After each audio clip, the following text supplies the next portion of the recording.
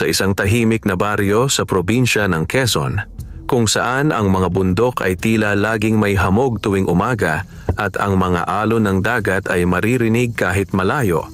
Doon nakatira si Reynaldo, isang simpleng tricycle driver na kilala sa kanilang lugar bilang Kuya Ray.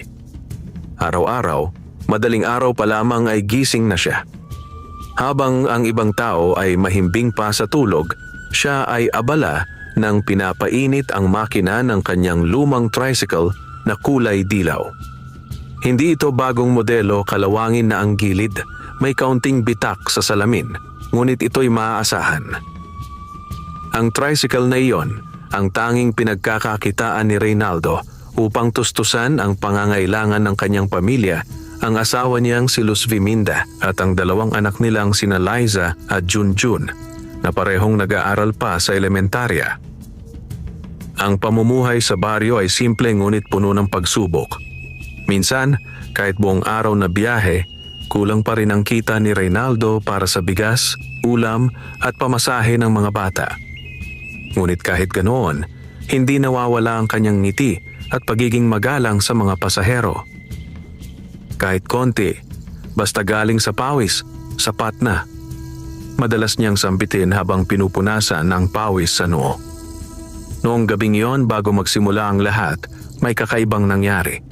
Habang pauwi na siya galing sa huling pasada sa bayan, biglang bumuhos ang malakas na ulan. Wala siyang dalang kapote, kaya't basang-basa siya sa daan. Pagdating niya sa paakyat na bahagi ng kalsada papuntang bundok, napansin niyang may isang babae sa gilid ng daan na nakapayong, nakasuot ng puting bestida at tila buntis. Huminto siya agad, hindi niya matiis na may taong naiwan sa ulan. "Miss, saan po kayo papunta?" tanong ni Reynaldo habang ibinababa ang bintana. Mahina ngunit malinaw ang sagot ng babae. "Pakisakay naman kuya. Malapit lang po. Doon sa may dulo ng daan, sa tabi ng malaking punong acacia." Napatingin si Reynaldo sa direksyong tinutukoy ng babae, madilim at walang bahay. Ngunit dahil sa awa, pinasakay niya ito. "Sige po, sakay kayo. Baka po sipunin kayo niyan," sabi niya. Tahimik lamang ang babae habang sila'y bumibiyahe. Sa side mirror, napapansin ni Reynaldo na tila kakaiba ang mukha nito, maputlang maputla, ngunit napakaganda. Ang mga mata'y tila malalim at kumikislap kahit madilim. At sa bawat salita ng babae, may kakaibang lamig na dumadaloy sa loob ng tricycle. "Kuya," wika ng babae. "Salamat ha. Bihira na ang tulad mong tumutulong sa kalsada kahit gabi na." Ngumiti lang si Reynaldo. "Wala yon, ma'am. Dapat nga po kayo nagpapahinga na. Buntis pa naman kayo. Baka po delikado kung naglalakad." Ngumiti rin ang babae, ngunit kakaiba ang kanyang tinig nang sumagot. "Mabait kang tao, Reynaldo." Napahinto siya sandali. "Paano niyo po nalaman ang pangalan ko?" tanong niya na may halong kaba. Ngunit hindi na sumagot ang babae. Pagdating nila sa ilalim ng punong akasya, bigla itong nagsabing, "Dito na lang po ako, kuya. Salamat." Tumingin si Reynaldo sa paligid, wala namang bahay, tanging ang malalaking puno lang at ang malamig na hangin ng gabi. "Sigurado po kayo? Wala naman pong bahay dito." Ngumiti lang muli ang babae. "Oo, nandito lang ako. Salamat sa kabutihan mo. Balang araw, babalik ang swerte sa iyo, Reynaldo." At sa isang iglap, paglingon ni Reynaldo upang abutin ang payong sa likod, wala na ang babae. Wala ring bakas ng yapak sa putikan. Ang tricycle ay tahimik, tanging hampas lang ng ulan ang maririnig. Kinilabutan si Reynaldo. Agad niyang pinaandar ang tricycle at mabilis na umuwi. Pagdating sa bahay, sinalubong siya ni Luz Viminda. "Ang tagal mo. Akala ko kung napano ka na sa ulan," sabi nito habang pinapatuyo ang buhok niya ng tuwalya. Ngunit tahimik lang si Reynaldo. Hindi niya alam kung panaginip lang ba o totoo ang nangyari. "May nakasakay kasi ako kanina," mahina niyang sabi. "Buntis na babae, pero pagdating sa baba ng acacia, nawala." "Ha? Nawala? Ray, baka multo yon. Sagot ni Luz Viminda na nagsigno ng krus. Sinasabi ko na sa'yo, huwag kang dumadaan dyan gabi-gabi. Napabuntong hininga si Reynaldo. Ewan, pero parang totoo. Basa pa nga yung likod ng upuan. Oh, lumipas ang gabi na hindi siya mapakali. Ngunit kinabukasan, nang bumalik siya sa pasada, doon niya naranasan ng isang hindi inaasahang pagbabago sa kanyang buhay, ang biyayang iniwan ng misteryosong buntis. Kinabukasan ng umagang iyon, tila karaniwang araw lamang para kay Reynaldo. Ang sikat ng araw ay dahan-dahang lumilitaw sa likod ng bundok at ang mga tandang ng kapitbahay ay sabay-sabay nang nagtilaok. Pinapainit niya na naman ang makina ng kanyang tricycle habang si Luz Viminda ay abala sa pagluluto ng kape at sinangag. Ray, magbaon ka nitong pandesal at kape, sabi ni Luz Viminda habang inilalagay sa plastik ang kanyang almusal. Salamat, Luz. Sana ngayong araw mas marami akong pasahero. Sagot ni Reynaldo sabay ngiti, kahit halata sa kanyang muka ang pagod mula sa nakaraang gabi. Ngunit sa kanyang loob, hindi niya maalis sa isipan ng buntis na engkantadang babae na nakasakay sa kanya kagabi. Paulit-ulit niyang naaalala ang mga salitang binitiwan nito. Balang araw, babalik ang swerte sa iyo, Reynaldo. Habang bumibiyahe siya patungong bayan, napansin niyang tila mas magaan ang pagandar ng kanyang tricycle. Ang dating maingay at paos na makina ay biglang naging mahinahon at kahit may kalumaan na ito, parang bagong tune-up. Aba, parang ang gaan ng andar, sabi niya sa sarili habang nakangiti. Pagdating niya sa terminal, agad siyang sinalubong ng mga kapwa driver. Uy Ray, ang aga mo ngayon bati ni Mang Temyong, ang pinakamatandang driver sa grupo. Oh, Mang Temyong, kailangan marami akong kailangang kitain, sagot ni Ray sabay tawa. Hindi nagtagal, nagsimula na siyang magsakay ng mga pasahero, mga estudyanteng papasok sa eskwelahan, mga tindera sa palengke at ilang mamimili. Ngunit napansin niya na parang sunod-sunod ang kanyang biyaya. Hindi tulad dati na minsan kalahating araw bago mapuno ang tricycle, ngayon ay hindi pa siya nakakababa ng 3 beses ay puno agad ng pasahero. Kuya Ray, paakyat po ng San Roque ha? Sabi ng isang pasahero. Kuya Ray, ako rin po. Doon lang sa tapat ng simbahan, sabi pa ng isa. Parang lahat ng tao ay siya ang gustong sakyan. Wala na siyang oras magpahinga, ngunit ang pakiramdam niya ay hindi siya napapagod. Habang lumilipas ang oras, mas lalo siyang nagtataka. Bakit ganito karami ang swerte niya ngayon? Pagdating ng tanghali, tumigil siya sandali sa tabi ng kalsada para kumain ng kanyang baon. Habang kumakain, napansin niyang may maliit na sobre sa ilalim ng kanyang upuan. Hindi niya iyon nakita kanina. Dinampot niya ito at binuksan. Sa loob, may 3 gintong butil na parang bigas, kumikislap sa ilalim ng araw at may kasamang papel na may sulat kamay. Isabog mo ito sa iyong bakuran. Huwag kang matakot. Ang kabutihan mo ay hindi nakakalimutan ng mga nilalang ng kalikasan. Napakunot ang noo ni Reynaldo. Ano to? Kanino galing? Bulong niya sa sarili. Pag-uwi niya kinagabihan, ipinakita niya ito kay Luz Viminda. Ray, baka galing yan sa multo kagabi. Itapon mo na yan. Sigaw ng asawa niya na halatang natakot. Pero Luz, tingnan mo parang totoong ginto. At ang sulat parang galing sa babae. Baka nga siya yung buntis na nakasakay sa'yo, sabi ni Luz Viminda habang napapahawak sa dibdib. Sabi ng mga matatanda, ang mga engkanto minsan nagbibigay ng pahiwatig kapag gusto nilang pasalamatan ang taong tumulong sa kanila. Hindi agad naniwala si Reynaldo, pero sa loob ng puso niya ay tila may kutob. Kinabukasan, sinubukan niyang gawin ang nakasulat. Maaga pa lang isinabog niya ang 3 butil sa lupa sa harap ng kanilang bahay. Pagkaraan ng 3 araw, Laking gulat nila nang tumubo sa mismong lugar na iyon ang 3 kakaibang halaman na may gintong dahon. Hindi karaniwang halaman ang mga iyon sa tuwing tatamaan ng araw. Nagliliwanag at tila bumubuga ng mabangong amoy. Mula nang tumubo ang mga halamang iyon, sunod-sunod na ang magandang kapalaran ng pamilya ni Reynaldo. Isang araw, may tumawag sa kanya mula sa bayan. "Kuya Ray, gusto mo bang sumali sa proyektong tricycle modernization? May tulong daw galing sa munisipyo." Nang sumali siya, napili siya bilang isa sa unang bibigyan ng bagong unit ng tricycle libre ang unang hulog. Laking tuwa nila ni Luz Viminda. "Ray, hindi ko akalaing mangyayari to, parang panaginip," sigaw ng asawa niya habang yakap siya ng mahigpit. Ngumiti lang si Reynaldo, ngunit sa loob-loob niya alam niyang hindi iyon basta swerte lang. Alam niyang may kinalaman doon ang engkantong buntis na tinulungan niya. At isang gabi, habang tahimik na nagpapahinga at pinagmamasdan ng gintong halaman sa labas, narinig niyang muli ang pamilyar na tinig ng babae.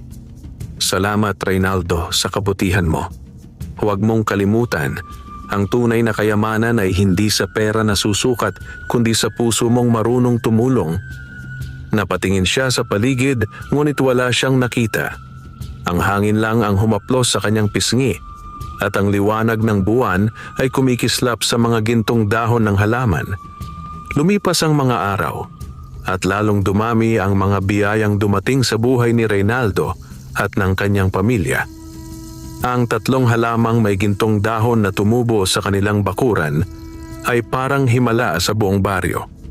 Marami ang napapatingin tuwing dumadaan at may ilan pang gustong bumili ng dahon dahil sinasabing nagbibigay iyon ng swerte.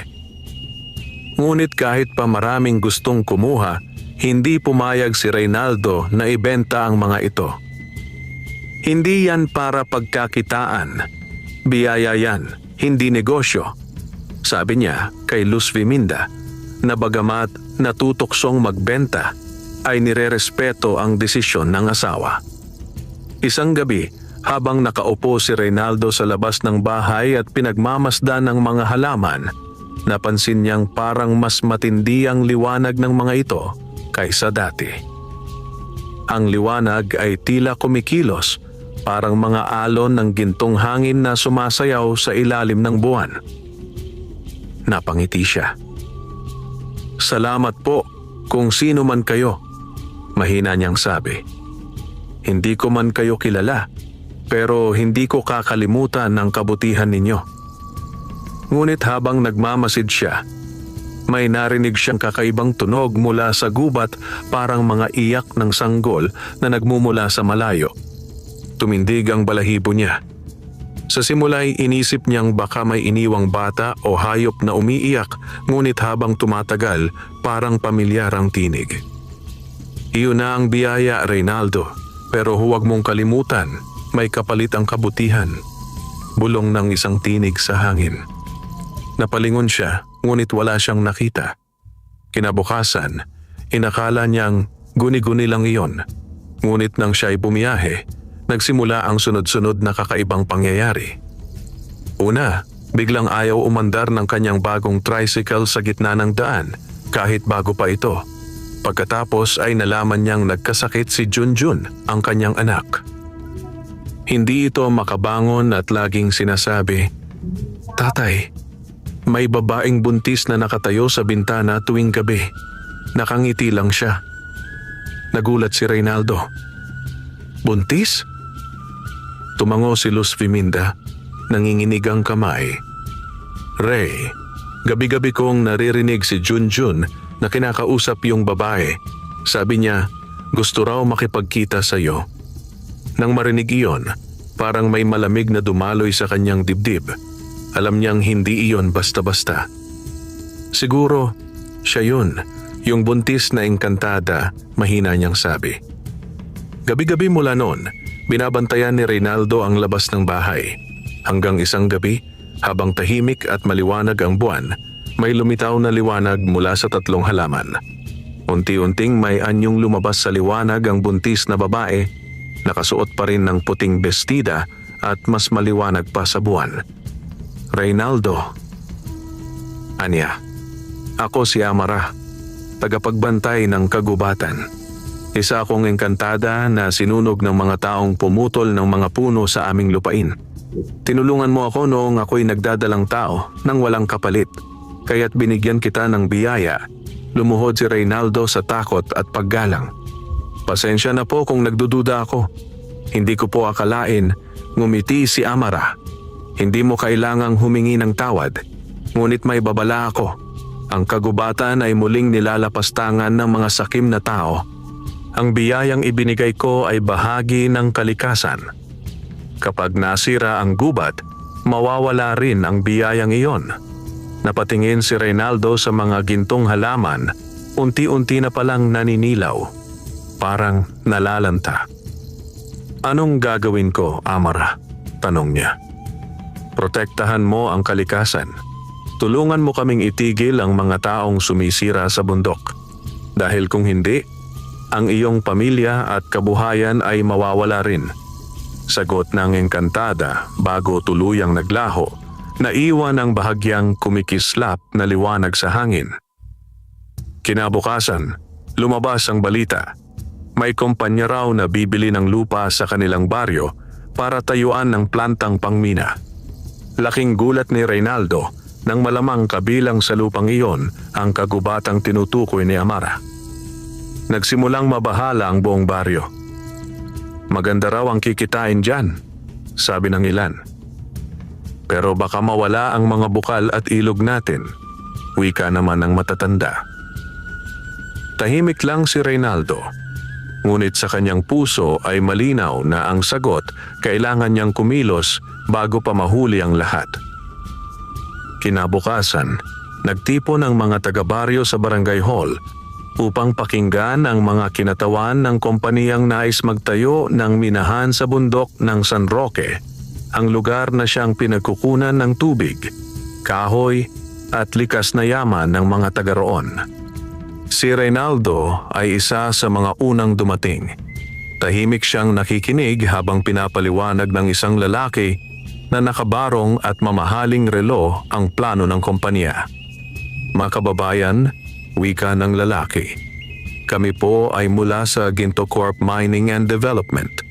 Nais naming makipagtulungan sa inyong komunidad upang mapalago ang inyong kabuhayan. Sa proyektong ito, magkakaroon ng trabaho ang marami, magkakaroon ng kalsada at pag-unlad. May mga pumalakpak, ngunit marami rin ang nagbulungan. Si Reynaldo, habang nakikinig, ay nakaramdam ng bigat sa dibdib. Naalala niya ang mga sinabi ng engkantada. Kapag nasira ang gubat, mawawala rin ng biyaya mo. Tumayo siya at nagsalita, kahit nanginginig ang boses. Pasensya na po, pero hindi po ba kapag may mina, mawawala ang mga puno? Paano na po yung mga ilog na pinanggagalingan ng tubig namin? Paano kung bumaha o gumuho ang bundok? Napatingin sa kanya ang mga tao, pati na ang kinatawan ng kompanya. Ngumiti ito ngunit may halong pangungutya. Kaibigan, alam namin ang ginagawa namin. May teknolohiya kami para maiwasan yan. Hindi mo kailangang mag-alala. Ngunit hindi mapanatag si Reynaldo. Pag-uwi niya, kinausap niya si Luz Viminda. Luz, hindi ako mapalagay. Kapag itinuloy ang mina, baka mawala ang kagubatan. Doon ang gagaling ang hangin natin, tubig natin, pati yung mga hayop. Pero Ray, sagot ni Luz Viminda, marami rin daw trabahong ibibigay. Baka makatulong sa atin yon. Napayuko si Reynaldo. Alam niyang tama rin ang punto ng asawa, ngunit sa puso niya, alam niyang may mas malalim na dahilan para lumaban. Lumabas siya ng bahay at tumingin sa 3 gintong halaman. Napansin niyang unti-unti na naman itong naninilaw. Ibig sabihin, nagsisimula na, bulong niya. Kinagabihan, pumunta siya sa paanan ng bundok. Doon niya muling naramdaman ang malamig na simoy ng hangin at ang mahinang boses ni Amara. Reynaldo. Amara, nandito ka, sigaw niya. Lumitaw sa liwanag ng buwan ang engkantada mas malungkot ang mga mata. Ang mga tao ay muling sumisira. Ang mga puno ay pinutol at ang mga hayop ay nagsisitakas. Kailangan mong ipaglaban ang kagubatan. Hindi lang ito para sa akin, kundi para sa mga anak mo at sa mga susunod pang salinlahi. Pero paano, Amara? Tanong ni Reynaldo. Isa lang akong tricycle driver. Wala akong kapangyarihan. Ngumiti ang engkantada at iniabot sa kanya ang isang maliit na gintong bato na kasing laki ng itlog ng pugo. Ito ang bato ng kalikasan. Kapag inipit mo ito sa iyong palad at manalangin, maririnig ka ng mga nilalang ng kagubatan. Tutulungan ka nila. Pagkatapos ay naglaho si Amara kasabay ng malamig na simoy ng hangin. Naiwan si Reynaldo, nakahawak sa mahiwagang bato. Kinabukasan, pinulong niya ang kanyang mga kapitbahay, sina Mang Temyong, Karosing at ilang kabataan. Mga kababayan, wika niya. Kung papayag tayo sa mina, mawawala ang kagubatan natin. Hindi lang tubig at hangin ang mawawala, kundi pati kabuhayan ng mga susunod na henerasyon. Tahimik ang lahat, hanggang sa may nagsalita. Pero Ray, paano tayo lalaban? May pera sila, may connection sa gobyerno. Tayo wala. Ngunit tumayo si Reynaldo ng matatag. Mayroon tayong mas makapangyarihan ang katotohanan at ang kalikasan mismo. Hindi tayo papayag na sirain ito. Simula bukas, magbabantay tayo sa bundok. At nang sumapit ang gabi, habang nakahanda ang kanilang grupo na magbantay sa kagubatan, ginamit ni Reynaldo ang gintong bato. Pinikit niya ang mga mata at taimtim na nanalangin.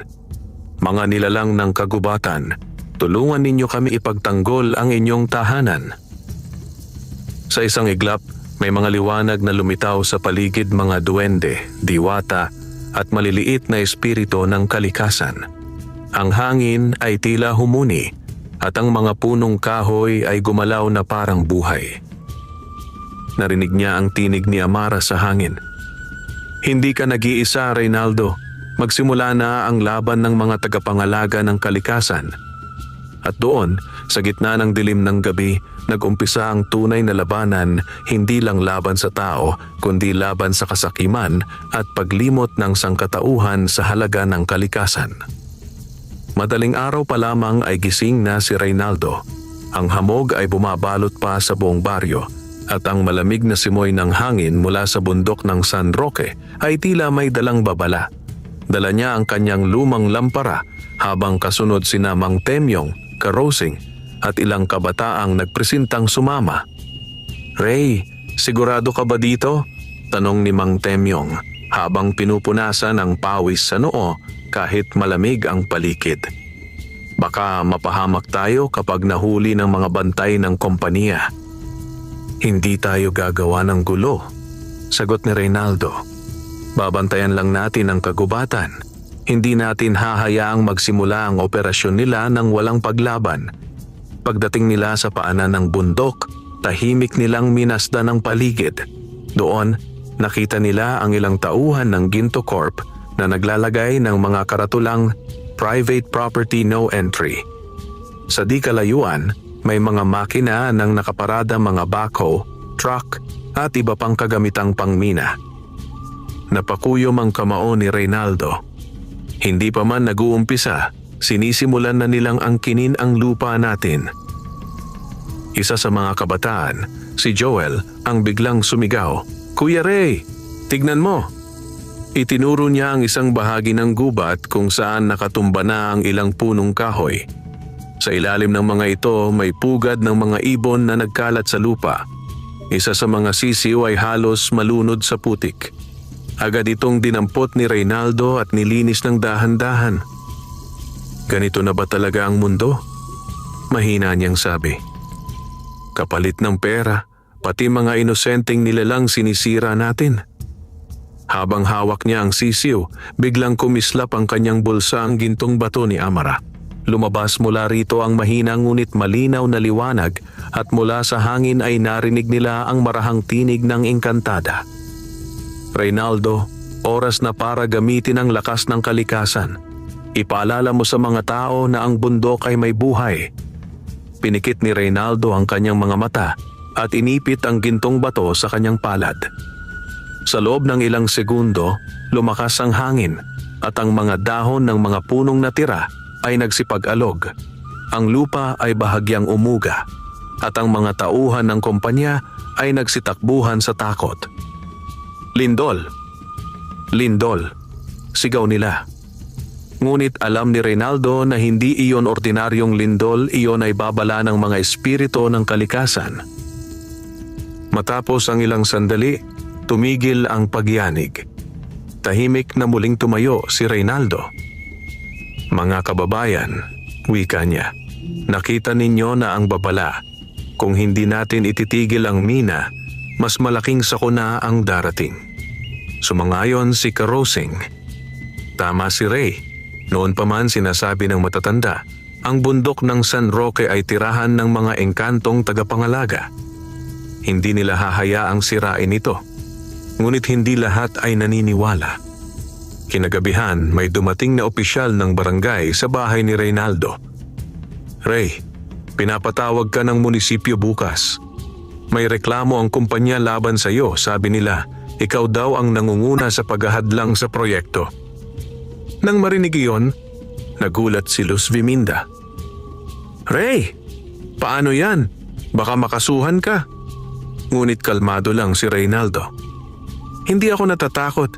Kung totoo ang ipinaglalaban ko, hindi ako tatalikuran ng langit."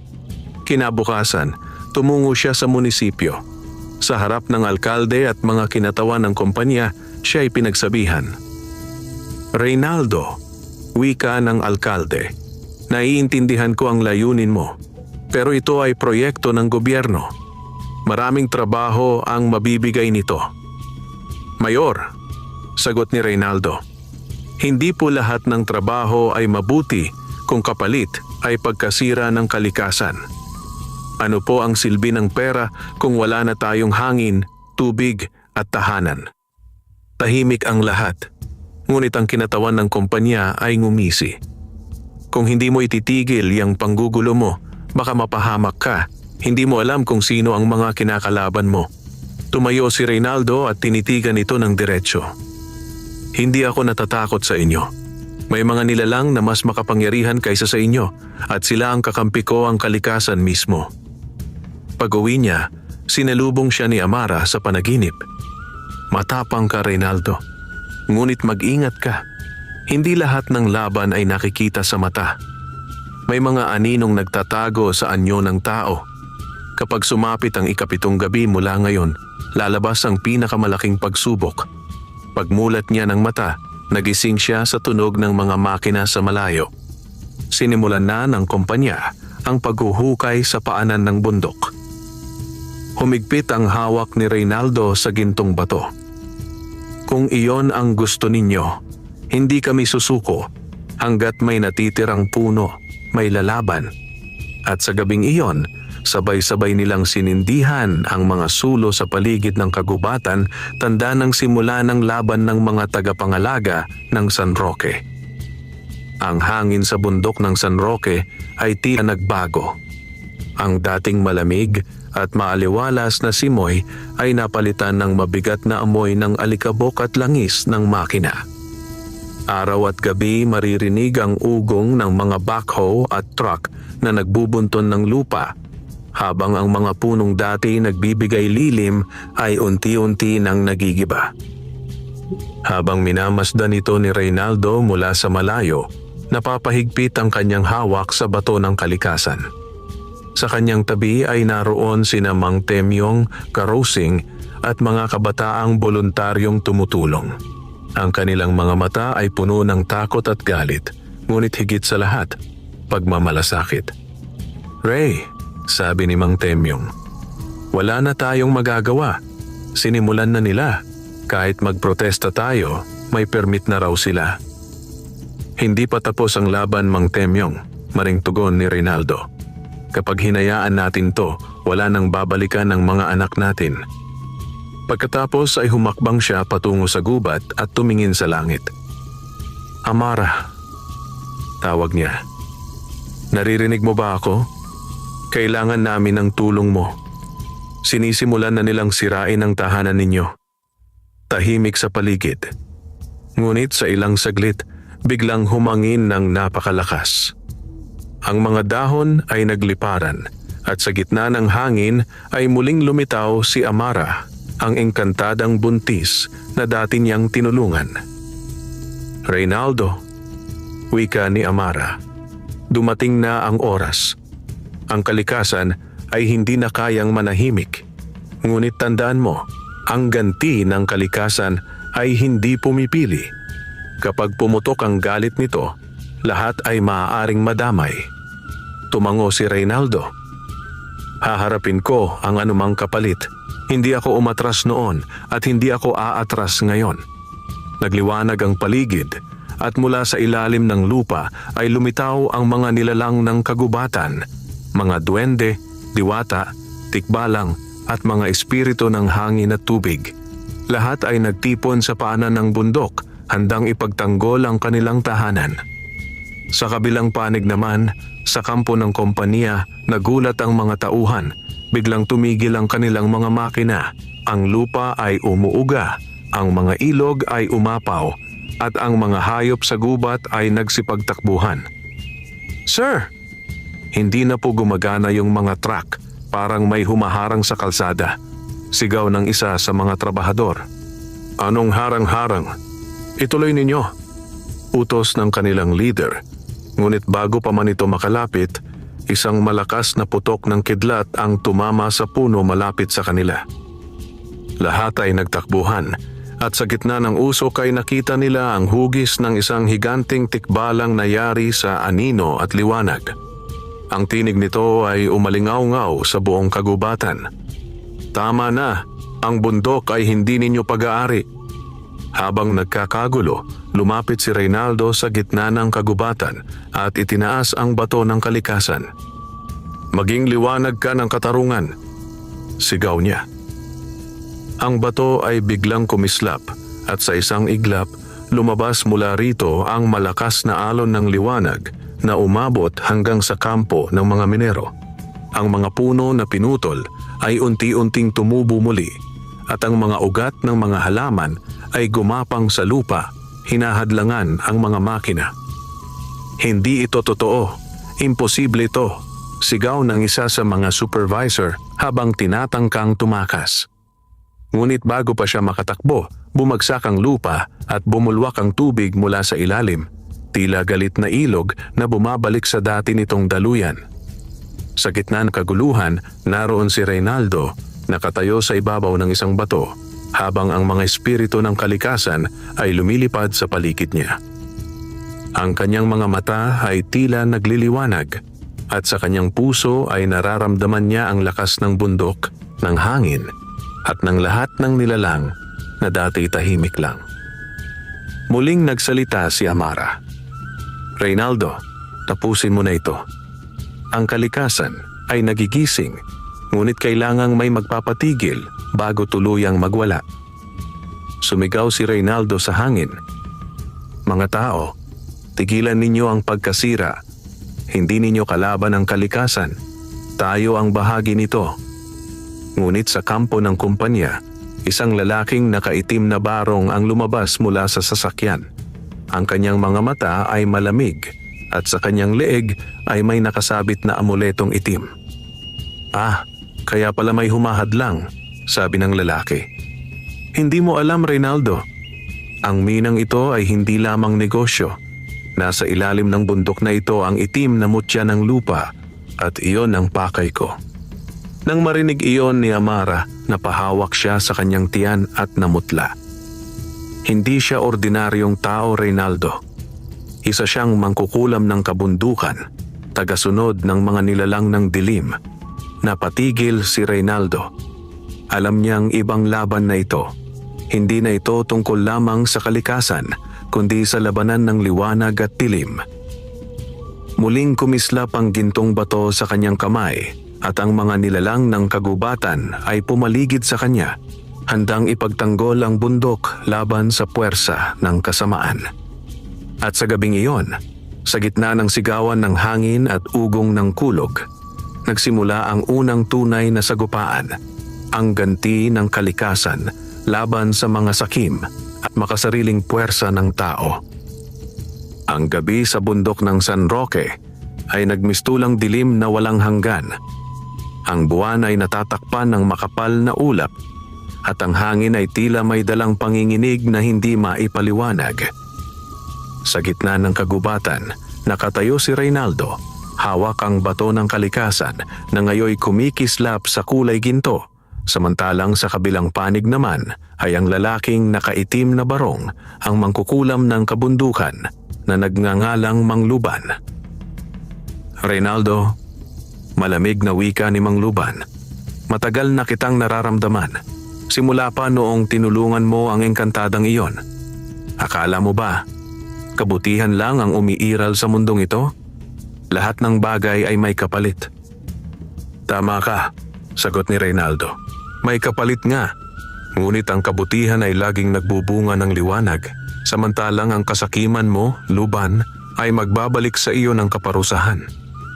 Natawa si Mang Luban, isang malalim na halakhak na parang galing sa kailaliman ng lupa. Liwanag? Tingnan mo sa paligid mo, Reynaldo. Ang liwanag mo ay mahina. Ang bundok ay akin. Sa ilalim nito ay nakabaon ang itim na mutya ng lupa, ang pinagmumulan ng kapangyarihang kayang kontrolin ang lahat ng nilalang ng kalikasan, maging ang mga engkanto. Nang itaas ni Mang Luban ang kanyang kamay, lumitaw ang mga aninong nilalang mga malausok na halimaw na may mata ng apoy. Unti-unti silang pumaligid kay Reynaldo at sa mga kakampi niyang engkanto. Ngunit bago pa makalapit ang mga ito, nagliwanag ang gintong bato sa palad ni Reynaldo. Mga tagapangalaga ng liwanag, ipagtanggol natin ang bundok. Sigaw niya. Biglang lumitaw si Amara, ang engkantadang buntis, kasama ang mga diwata ng hangin at tubig. Mula sa lupa ay tumubo ang mga ugat na parang mga braso, hinaharangan ng mga nilalang ng dilim. Mula sa mga ulap ay bumuhos ang malakas na ulan, tila hinuhugasan ang mga kasalanan ng lupa. Ngunit hindi pa rin napigilan si Mang Luban. Mula sa kanyang amuleto, kinuha niya ang isang itim na bato na kumikislap sa loob. Ito ang itim na mutya, sigaw niya. Sa sandaling ito'y maghuhukay ako ng bagong daan tungo sa kapangyarihan ng dilim. Bumukas ang lupa sa kanyang harapan. Ang hangin ay tila lumalakas at isang halimaw na yari sa usok at abo ang unti-unting lumabas mula sa kailaliman. Ang mga mata nito ay pulang-pula at ang boses ay parang kulog. Sino ang tumatawag sa akin? Utusan mo ako, sagot ni Mang Luban. Tulungan mo akong sakupin ang kagubatang ito. Ngunit bago pa makalapit ang nilalang, sumigaw si Amara. Hindi mo siya makokontrol. Ang mutya ng lupa ay sagrado. Kapag ginamit mo ito sa kasamaan, ikaw mismo ang sisirain nito. Ngunit huli na. Lumakas ang hangin at ang halimaw ay tumutok kay Reynaldo. Ngunit si Reynaldo, imbes na umatras, itinaas ang bato ng kalikasan at sumigaw. Sa ngalan ng liwanag at kabutihan, pinapatahimik kita, nilalang ng dilim. Nabingi ang paligid sa liwanag na galing sa kanyang kamay. Ang ginto at itim na enerhiya ay nagbanggaan sa gitna, parang dalawang kidlat na nagsalpukan. Hindi mo ako matatalo, sigaw ni Mang Luban. Ako ang anak ng lupa, ang tagapagmana ng dilim. Ngunit narinig ni Reynaldo ang tinig ni Amara sa kanyang isipan. Reynaldo, ang lakas ng kalikasan ay hindi sa bato, kundi sa puso. Isuko mo ang takot at hayaan mong gumalaw ang kabutihan mo. Pinikit ni Reynaldo ang kanyang mga mata, huminga ng malalim at naalala ang kanyang pamilya, si Luz Viminda, sina Lisa at Junjun at ang payak nilang pamumuhay. Ang lahat ng ginagawa niya ay para sa kanilang kinabukasan. Nang muling magbukas ang kanyang mga mata, nag-uumapaw sa liwanag ang bato ng kalikasan. Kung ikaw ay anak ng lupa, sigaw niya, ako naman ay anak ng kabutihan ng tao. Pumutok ang isang malakas na liwanag na sumakop sa buong bundok. Ang halimaw na nilalang ay sumigaw ng malakas bago ito tuluyang naglaho sa hangin. Ang itim na mutya sa kamay ni Mang Luban ay nagbitak at pumutok sa abo. "Hindi! Imposible ito!" Sigaw ni Mang Luban habang dahan-dahang nilalamon ang sariling anino. Hindi matatapos dito ang dilim. Hanggang sa tuluyan siyang naglaho, naiwan ang alingaungaw ng kanyang boses sa hangin. Pagkatapos ng sagupaan, bumalik ang katahimikan sa bundok. Ang mga engkanto ay nagpasalamat kay Reynaldo at si Amara ay lumapit sa kanya. Hawak ang kanyang tiyan na ngayoy tila kumikislap sa liwanag. "Reynaldo," wika ni Amara, "ang iyong kabutihan ay nagligtas hindi lang sa amin, kundi sa lahat ng nilalang. Ngunit tandaan mo, ang laban ng kabutihan at kasamaan ay hindi kailanman nagtatapos. Ang bawat mabuting gawa ng tao ay nagiging binhi ng liwanag sa mundo." Napangiti si Reynaldo, pagod ngunit payapa. "Hindi ko ito nagawa mag-isa. Tulungan ng mga nilalang ng kalikasan at ng pananalig, yan ang tunay na lakas." Muling nagliwanag ang mga gintong halaman sa kanilang bakuran, tanda ng pagbabalik ng biyaya.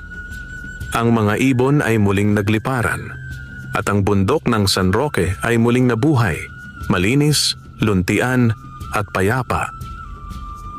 Ngunit sa malayo, sa ilalim ng isa pang bundok, may isang maliit na bato na unti-unti kumikislap ng itim.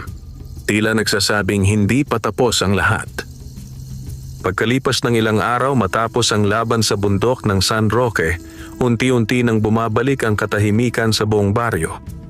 Ang mga ibon ay muling nagliliparan, ang mga bukal ng tubig ay muling dumaloy, at ang mga punong dating nasira ng makina ay tila muling binuhay ng kalikasan.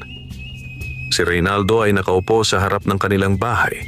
Hawak ang bato ng kalikasan na ngayoy tila ordinaryong bato na lamang, wala ng liwanag. Tila tapos na ang misyon nito.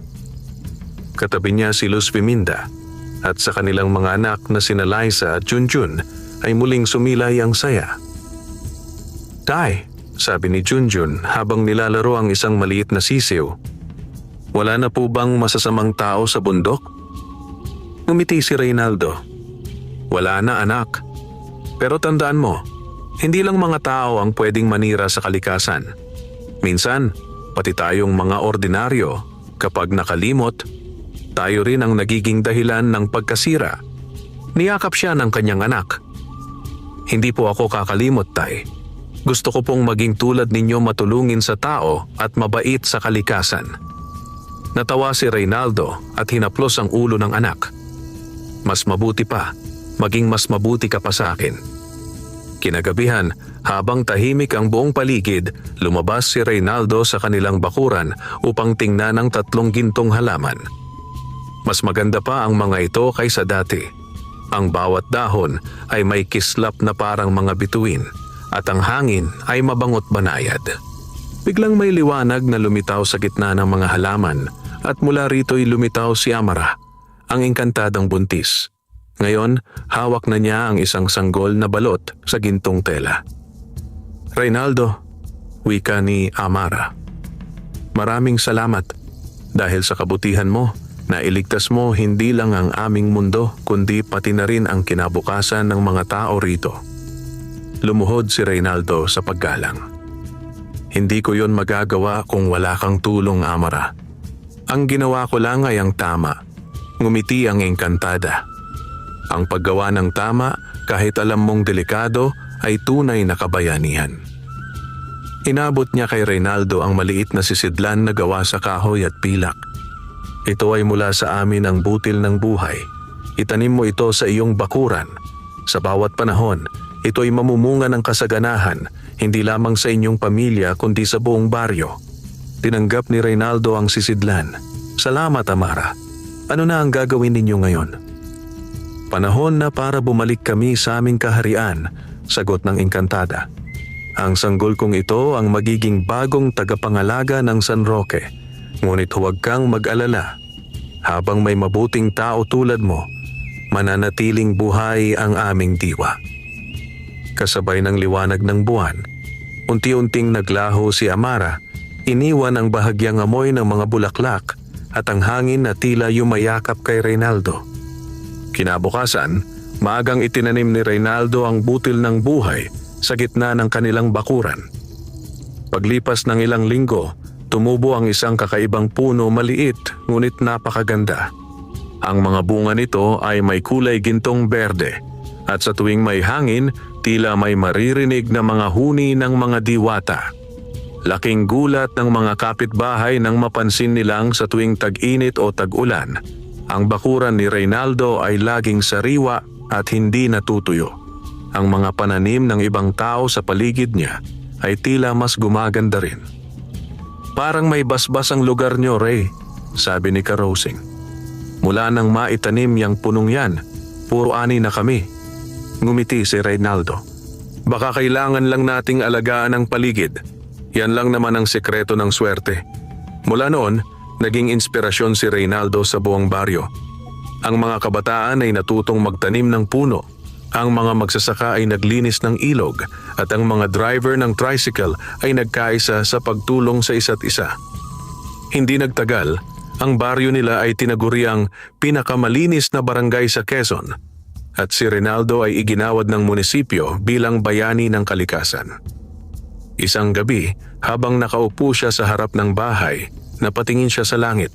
Sa gitna ng mga bituin, nakita niyang may isang liwanag na kumikislap parang buntis na anyo ng engkantada, may hawak na sanggol. Nakangiti sa kanya. "Salamat, Amara," mahina niyang sabi. "Hindi ko man kayo makita muli. Alam kong naririyan kayo." Kasabay ng paghipo ng malamig na hangin, narinig niya ang pamilyar na tinig. "Reynaldo, ang kabutihan mo ay magpapatuloy sa bawat taong iyong tinulungan. Habang may mabubuting puso, mananatiling buhay ang kalikasan." Ngumiti si Reynaldo, sabay kindat sa langit. "At habang may kalikasan, mananatili ring buhay ang kabutihan ng tao." Sa gabing iyon, sumilay ang pinakaliwanag na buwan sa langit ng Quezon. Sa ilalim nito, isang tricycle driver ang nakaupo, payapa at masaya, isang simpleng tao na minsan ay tinulungan ng isang engkantadang buntis at ngayon naging simbolo ng pag-asa at kabutihan. Lumipas ang mga taon at ang baryo ng San Roque ay tuluyang naging huwaran sa buong lalawigan ng Quezon. Ang dating tahimik at simpleng lugar ay ngayon ay kilala bilang Baryo ng Liwanag dahil sa kasipagan, pagkakaisa at pagmamahal ng mga tao sa kalikasan. Si Reynaldo, na ngayon ay tinatawag na Tatay Ray ng mga taga-baryo, ay patuloy pa ring nagtra-tricycle, hindi dahil sa pangangailangan, kundi dahil gusto pa rin niyang makasalamuha ang mga tao. Sa bawat biyahe, may dala siyang mga aral tungkol sa kabutihan, paggalang at pagmamalasakit sa kalikasan. Alam niyo mga anak, madalas niyang sabihin sa mga batang pasahero, ang bawat puno, bawat bato at bawat patak ng ulan ay may buhay. Kung marunong tayong magpasalamat at mag-alaga, babalik sa atin ang biyaya. Ang kanyang mga anak na sina Liza at Junjun ay lumaki ring mabubuting tao. Si Liza ay naging guro sa elementarya na nagtuturo hindi lang ng akademikong kaalaman kundi pati pagmamahal sa kalikasan. Si Junjun naman ay agricultural engineer na tumutulong sa mga magsasaka na magkaroon ng makabagong paraan ng pagtatanim na hindi nakakasira sa lupa. Sa gitna ng bakuran ni Tatay Ray, patuloy na tumatangkad ang punong itinanim niya noon, ang puno mula sa butil ng buhay na bigay ni Amara. Ang punong iyon ay naging simbolo ng pag-asa sa buong baryo. Tuwing may pista o pagtitipon, doon sila nagkakasama upang magpasalamat sa mga biyayang natatanggap. Sabi ng mga matatanda, tuwing kabilugan ng buwan, ang puno ay kumikislap ng bahagya na parabang pinagbabantayan ng mga diwata. At sa mga sandaling iyon, tila may mahina silang naririnig na tinig ng babae mula sa hangin marahang kumakanta tila isang ina na nagpapahimbing sa sanggol. Minsan, sabi ni Tatay Ray sa kanyang mga apo, yan ang tinig ni Amara, ang engkantadang buntis na minsan kong tinulungan. Siya ang dahilan kung bakit pinagpala tayo hanggang ngayon. Lolo, totoo po ba talagang buntis siya noon? Tanong ng isa sa mga apo, si Maris.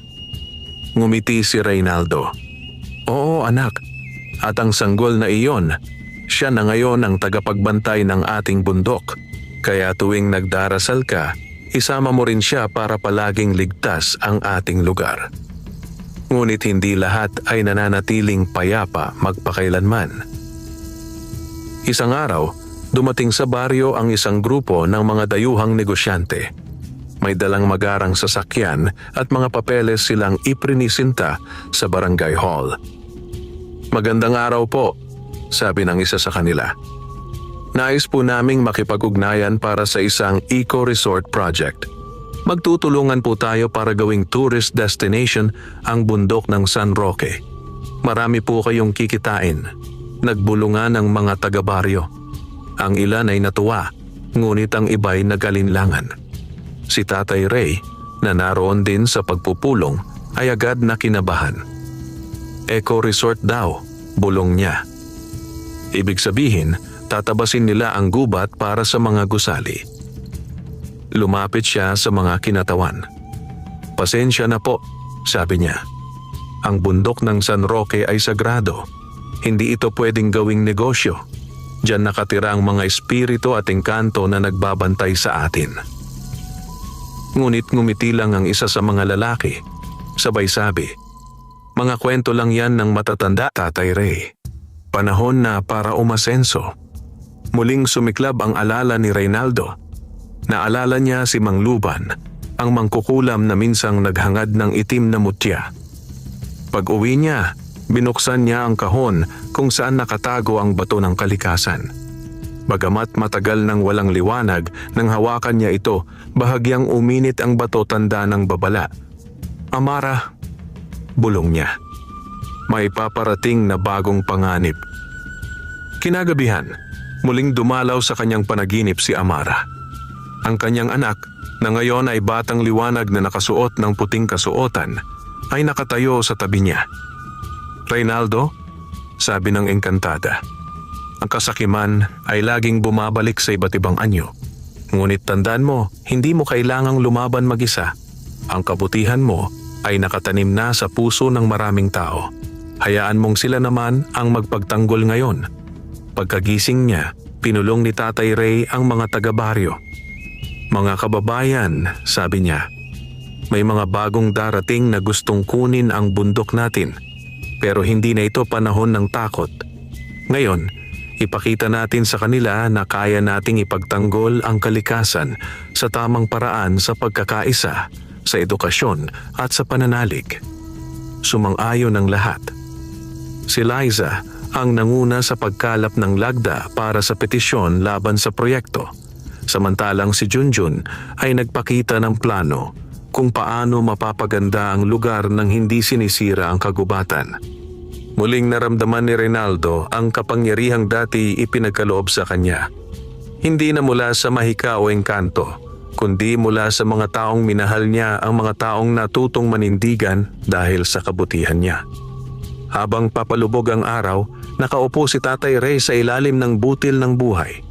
Sa tabi niya ang kanyang mga apo, habang sa malayo makikita ang bundok ng San Roque na kumikislap sa liwanag ng dapit hapon. Lolo, tanong ni Maris, bakit po kayo laging nakangiti kapag tinitingnan yung bundok? Ngumiti si Reynaldo. Kasi diyan ko nakilala ang isang engkantadang buntis na nagturo sa akin ng aral sa buhay na ang kabutihan, kapag itinanim mo kahit isang beses lang, lalaki ito at magbubunga ng walang hanggan. Niyakap siya ng kanyang mga apo. Lolo, itutuloy po namin yan. Kami naman ang mag-aalaga sa bundok. Tumingala si Reynaldo sa langit at ngumiti. Sa kalangitan, tila may bahagyang liwanag na gumagalaw isang anyong babae, may hawak na bata, nakangiting nakamasid sa kanila. Salamat, Amara.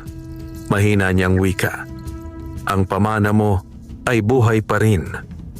Lumipas pa ang mga buwan at ang baryo ng San Roque ay patuloy na namumuhay ng payapa. Ang mga bundok ay nanatiling luntian, ang mga ilog ay malinaw na parang salamin, at ang mga tao ay namuhay ng may respeto sa kalikasan at sa isa't isa. Si Tatay Ray ay tumatanda na, ngunit sa kanyang mga mata ay nananatili ang ningning ng taong puno ng pag-asa at kabutihan. Tuwing umaga, nakikita pa rin siya ng mga kabataan na nagmamaneho ng kanyang lumang tricycle. Hindi na ito ginagamit para sa kita, ginagamit niya ito para mamasyal, mangumusta sa mga kababayan at maghatid ng mga bata sa paaralan. Para sa lahat, siya ay simbolo ng kabutihan at kababaang loob. Isang hapon, habang nakaupo siya sa ilalim ng puno ng butil ng buhay, tumating si Liza dala ang ilang dokumento. "Tatay," sabi niya, "nagsimula na po ang proyektong pangkalikasan ng bayan. Papangalanan nila ang programang Reynaldo Project para sa inyo." Napatingin si Reynaldo, nagulat, sabay ngiti. "Nako anak, hindi ko naman ginawa yon para sa parangal. Ginawa ko lang kung ano ang tama." Ngumiti si Liza. "Alam namin, Tay. Pero gusto nilang ipaalala sa lahat ang ginawa nyo para yung kabutihan nyo maging inspirasyon ng mga susunod na henerasyon." Napaluha si Reynaldo sa tuwa. "Kung ganon, hindi na sayang ang lahat ng pinagdaanan ko. Pati ang tulong ng engkantada." Kinagabihan, nagpasya si Tatay Ray na maglakad mag-isa patungo sa bundok ng San Roque. Dala niya ang lumang lampara, katulad ng mga unang gabi ng kanyang paglalakbay noon. Tahimik ang paligid, tanging huni ng mga kuliglig at hampas ng hangin sa dahon ng maririnig. Pagdating niya sa paanan ng bundok, napatingin siya sa kalangitan. "Amara," wika niya, "ang bundok ay ligtas na, gaya ng ipinangako ko. Pero gusto kong magpasalamat muli. Hindi ko makakalimutan ang lahat ng itinuro mo." Maya-maya'y may malamig na simoy ng hangin na humaplos sa kanyang mukha. Mula sa gitna ng mga puno ay lumitaw ang liwanag, at doon ay muling nagpakita si Amara, ngunit ngayon ay hindi na buntis. Sa kanyang tabi ay isang batang liwanag, ang dating sanggol na kanyang iningatan. Ngayon ay may anyong 6 na taong gulang, nakangiti. "Reynaldo," wika ni Amara, "ang iyong kabutihan ay naramdaman hindi lamang ng mga tao, kundi ng buong kalikasan. Ang bundok, ang ilog, ang hangin, lahat ay nagpapasalamat sa iyo." Lumapit ang batang liwanag at inabot ang kamay ni Reynaldo. "Lolo Ray, ako ang tagapagbantay ng bundok. Tinuruan ako ni Inang Amara tungkol sa kabutihan mo. Ngayon, gusto kong ibalik ang iyong kabaitan sa pamamagitan ng isang huling biyaya." "Anong biyaya iyon, anak?" tanong ni Reynaldo. Ngumiti ang bata. "Ang iyong pamilya ay hindi mawawalan ng gabay. Habang buhay, mananatiling protektado ng kalikasan ng inyong lahi." Kasabay noon, kumislap ang hangin at bumalot sa katawan ni Reynaldo ang gintong liwanag. Ang kanyang mga sugat, pilay at sakit bilang matanda ay biglang nawala. Ang kanyang mga mata ay lumiwanag at ang kanyang katawan ay tila muling bumata. "Amara, anong nangyayari?" gulat niyang tanong. Ngumiti si Amara. "Hindi kita binabalik sa kabataan upang magpakasaya, kundi upang magpatuloy, upang maging gabay ng mga susunod pang henerasyon. Isa ka ng tagapangalaga ng lupa, Reynaldo.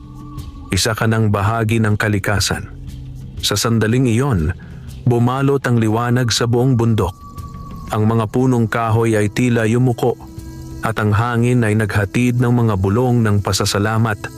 Ang mga ilog ay kumislap sa ilalim ng buwan, at ang bawat dahon ay tila pumapalakpak sa katahimikan. Kinabukasan, hindi na bumalik si Tatay Ray sa bahay.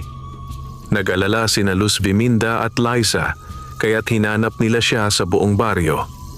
Hanggang sa marating nila ang paanan ng bundok kung saan natagpuan nila ang tricycle nito nakaparada sa tabi ng ilog, ngunit wala si Reynaldo.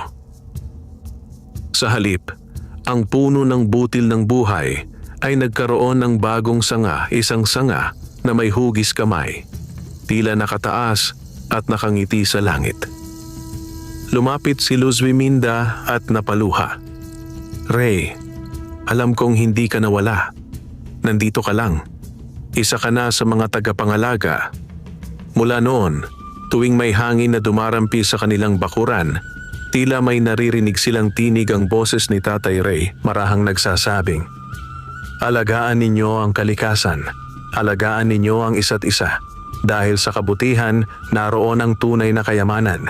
Paglipas ng maraming taon, naging alamat si Reynaldo, ang tricycle driver ng San Roque. Isinasalaysay ng mga matatanda sa mga bata ang kanyang kabayanihan, kung paano siya tumulong sa isang engkantadang buntis, at kung paanong ang kabutihan niyang iyon ang nagligtas sa buong baryo.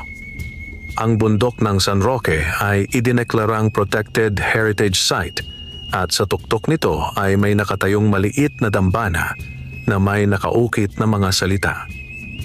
Dito nakasama ng mga engkanto si Reynaldo, ang taong nagpakita ng tunay na kabutihan. Sa bawat halakhak ng hangin at bawat patak ng ulan, naroon ang kanyang diwa.